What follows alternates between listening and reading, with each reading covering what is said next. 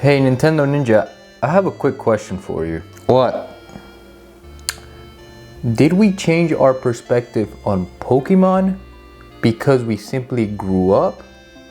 Or has Game Freak really not been doing a good job with the Pokemon games recently? Which one is it? Because I can't really tell nowadays.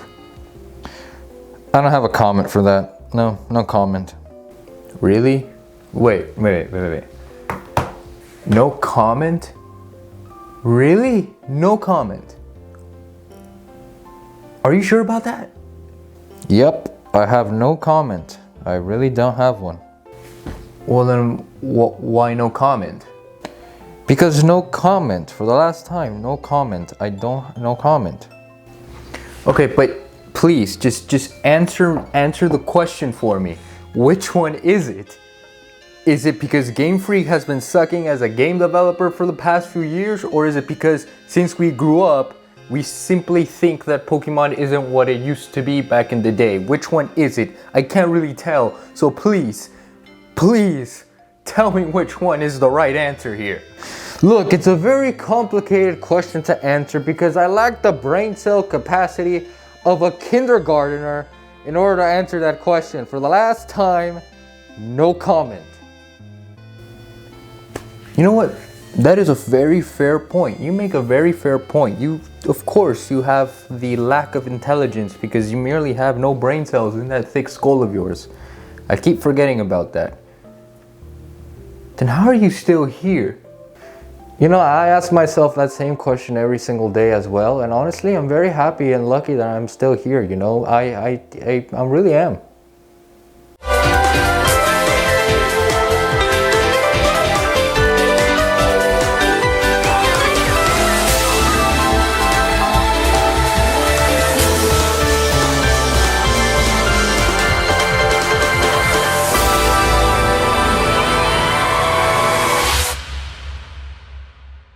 Well, if Nintendo Ninja isn't going to give us the answers that I want, then this video is going to make sure we get the answers that we want, because this video is obviously going to be dedicated to Pokemon and just Pokemon all around. Of course, we're going to be talking about the Sinnoh remakes, Mystery Dungeon, Legends as well, things like that. Just all of it wrapped neatly together in this video. So no particular subject matter here, just Pokemon in general, and whether or not if its Pokemon actually stayed the same in its formula, or that we simply grew up and we kind of talk crap about it because we grew up. It's a very paradoxical question, I know, and I don't think a lot of people in the Pokemon fandom have really dived deep into this question because I don't really see it. So hopefully if the algorithm boosts this up, then well, this is a good video. If it not, well then I really tried my best trying to explain the reality of the situation here. And personally speaking, the reason why I'm asking this question is because I feel like with Sword and Shield, and ever since the announcements of the Gen 4 remakes, a lot of people are really talking crap about Game Freak as a whole, and understandably so. There are certain things that, yes, you can't complain from a game development standpoint, and also from a gameplay standpoint, from reuse assets to lack of good, proper graphics, all of that kind of stuff, I understand it. But you also have to consider this possibility. Is it because we're giving it crap simply because we grew up playing other games? So the reason I bring that up is because if you really think about it, down to its core level, that is Pokemon, it is a very simple basic RPG. It's suited for, you know, those really easy newcomers that really want to try an RPG title, and they also want to try something that's very cartoony, that's very animation, very, you know, cutesy and all that kind of stuff in terms of art design, in terms of direction, things like that. And bear no mind, I know Pokemon and its Pokedexes have some of the wildest stuff, and by all means, I understand that at certain times Pokemon can be very, very dark. But at the same time, this is targeted towards 10-year-old kids. And for people like us who are double that age, you kind of have to understand where I'm coming from, where, yeah, I love Pokemon. I will forever love Pokemon. Who doesn't love Pokemon nowadays? Everybody loves Pokemon. Pikachu's literally all over the place. But with how, when we used to play Pokemon, and then afterwards we got exposed to other games, I feel like that's where we started trash talking Pokemon up until that point. Because if I'm being completely honest with you, the formula is the same thing. It is still the same thing. You still leave your rural town, you still travel the region, you still collect the Pokemon from that region, regardless of how many Pokemon there are in said region. You encounter rivals, you beat gym leaders, you strive to be the very best like no one has ever was. That formula has been consistent ever since it was released in 1996. So yes, Pokemon has stayed the same. The only difference is its graphical scaling, which yes, like I've said, we can technically complain about it because we grew up with other games. And because we grew up with other games like Uncharted, like Dead Space, like Mass Effect, all those games that harbor in graphical scaling and graphical development and just overall that just trying to be a better version of what gaming is supposed to be, all that kind of stuff, it makes sense why we tend to bash on Pokemon now. Because of course, let's put it to this perspective. If you put 10-year-old me and me, currently 20-year-old me, in the same room playing Pokemon Sword and Shield, I bet you 10-year-old me is not going to care about whether or not the trees look like those from Ocarina of Time, because most likely he has never played Ocarina of Time from that point in this timeline. So he's not going to complain about how bad the graphics are going to look. He's not going to complain about how bad the Pokemon, the way they move, things like that. He's not going to complain because he's enjoying Pokemon. He loves Pokemon no matter what. Meanwhile, 20-year-old me, I'm going to be nitpicking every single thing from that game because I'm trying to compare it from something that I've played before. In this case, I've played plenty of RPGs back in the day. From Persona to Dragon Quest to Final Fantasy, I've played those RPGs. So obviously, in this mentality that I have now, I'm going to compare Pokemon Sword and Shield, its graphics, its gameplay, its lack of, difficulty. I'm obviously going to complain about it because I've played different games of that same genre. But 10-year-old me has never done that before. So that's what you have to understand here. Game Freak has been doing the same thing over and over again for the past 25 years. It's been the same thing in consistency. Yes, graphics are mixed reaction. Yes, obviously the Nintendo can power up a much better version of Sword and Shield, and that's why we have Pokemon Legends. Like I've said in the past, Pokemon Sword and Shield, on a technicality, was a $60 prototype for Legends. Thank God I did not buy that game yet, but I still appreciate for what it was trying to do. I still appreciate that it was still trying to bring the love and in a new region for people to enjoy. Whether or not the trees look like Ocarina of Time, whether or not there's a lack of exploration, whether or not all that stuff, it's on like nitpicky stuff. At the end of the day, these games are meant for 10-year-olds to young teenagers, from 10-year-old up until 14-year-old, like right there. The reason we play it is because of the nostalgia, and I understand that we love it for the nostalgia, but at the same time, Game Freak has been doing the same thing for 25 years. It has not tried, it doesn't have to be innovative. Another thing also that is within the confounds of the Pokemon community is whether or not this game is worth $60. And yes, I did make a video regarding whether or not Brilliant Diamond and Shining Pearl is worth the 60 bucks. And even though I technically said it's not worth the 60 bucks, now I think it's worth 60 bucks on a totally different topic, which I'll discuss in a future video as to why it is now worth the $60. But a lot of people tend to use that argument because, like I've said, for many of us who grew up now with Pokemon and are still growing up with Pokemon and however many Pokemon there have been, we're complaining that it's not worth the $60 because we're not kids anymore. We have work, we have jobs, we have responsibilities. So obviously the value of those $60 has shifted towards better things in our mental opinions, in our adulthood style opinions. We tend to see that $60 for now a mediocre style Pokemon game, which is also an RPG, is not worth spending $60 over that, plus $30 for an expansion pass. We might as well just spend all that on a game like Tekken, on a game like Final Fantasy 15, or a game like Kingdom Hearts, because that to us is worth our time more. And also, like I've said, we've been exposed to those games ever since we started growing up and learning more about games in the past, as well as the games that were coming towards that, that time span. But like I've said with the analogy between 10-year-old me and 20-year-old me, the 10-year-old doesn't really care if it's worth $60. To him, he doesn't even know what $60 is. They don't know what that is. They know that it's a lot of money, but to them, they're not wasting that money. You know, they're not spending that money because unless they're given that as a birthday present. But even to them, they see that as nothing because it's not valuable to them.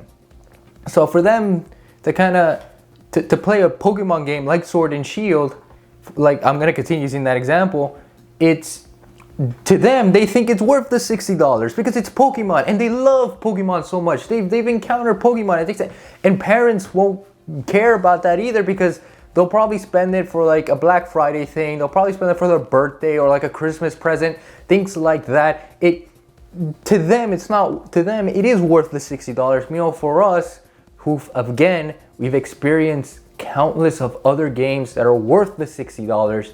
To us, we don't think that Pokemon Sword and Shield or even Legends or even Brilliant Diamond and Shining Pearl, we don't think it is worth the $60. Lastly, and I think I'm gonna end the whole argument or the topic discussion of this video about the future of Pokemon and how we should look at Pokemon moving forward. At this point in time, for many of us that are in the Pokemon community, we understand that Game Freak wants to strive to be much better than they were. Sword and Shield was a good attempt at that. And even say what you will about graphics, say what you will about this, that, and comparing that game to a completely different game made from a completely different studio. I understand you want to compare that. I understand that I am bringing that argument up, but I'm bringing an argument up for a reason because, like I've said, we grew up. In a way, we kind of don't have to play these games anymore, if I'm being realistically honest. The reason we do it is because it has stayed with us. The nostalgia has stayed with us for such a long time, and we appreciate what Pokemon has done for us and how it continues to do it for us. But for little kids of our generation now, they never grew up with Gen 4. So for Brilliant Diamond and Shining Pearl to be for what it is and not being this total remake like Omega Ruby and Alpha Sapphire, I think it was the right move for Game Freak to be like, let's tone it down, let's bring back the nostalgia for old players, and also tell newcomers and new players that this is what Pokemon was back in the day. This is how old players of Pokemon grew up with Pokemon, and this is how we're gonna do it. Whether or not your argument is that the chibi art style isn't worth it, look at Link's Awakening, and then come back to this, come back and then tell me again whether or not this game is worth the $60. Like I said, completely different topic of discussion that I'll do in a future video, or I don't even know whenever, because most likely I probably answer my own question. But you get my point. We will continue to love Pokemon forever and always. Like I've said, that is the reality of the situation here. But at the same time, we also have to understand that maybe it's time to kind of not end our love for Pokemon, but end the fact that we don't have to play those games anymore.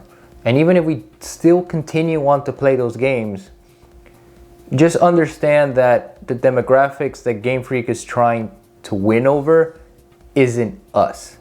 We're not their demographics. We happen to play those games because we like them. But at the end of the day, they're trying to cater towards children, towards young teenagers, adolescents. And so for them to see the graphics that they've done for games like Sword and Shield, to them it is the right move. For us, it's not.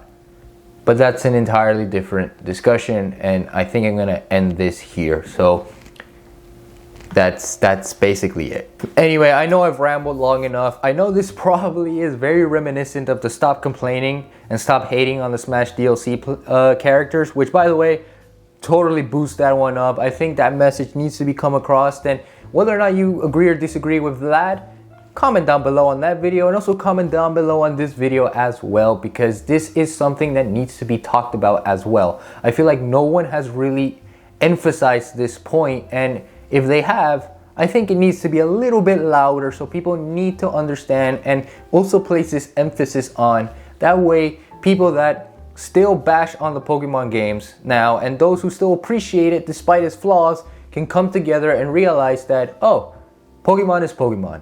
It will forever be here, and we will forever love it, no matter how bad it could be as a game, or no matter how much money we're gonna be spending at the end of it all. But comment down below for that, and just spread this, just have fun with this video. Honestly, I just hope that you enjoyed this one.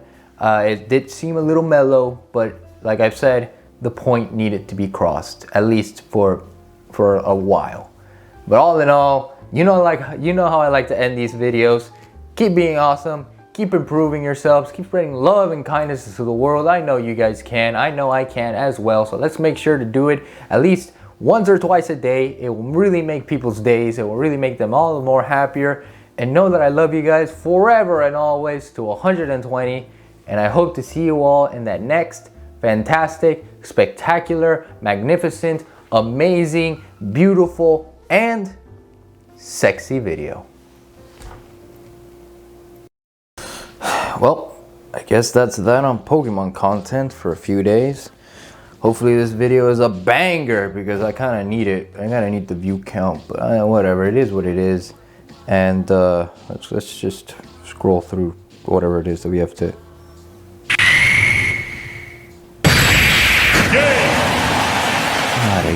Not again. What is it this time?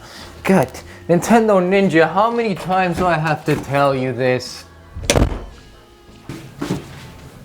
Alright, Nintendo Ninja. Who do you beat up with the bat this time? Oh, hey Blaine. Oh, so you sat on the spot, right? The one on the couch? Yep. And let me guess, he tried threatening you with the bat. Yep, that also happened. Yes, that is true. And did you ended up using the Uno reverse card trick, or did you take the bat away from? You know what? You don't have to answer that question. It's okay. I don't really need an answer right away. I kind of understand the context of the situation here. What exactly happened? All in all, he deserves it. So yeah, we're just gonna leave it at that. All right? Yeah. Okay. Good. Okay. So Blaine, you want to help me take him outside?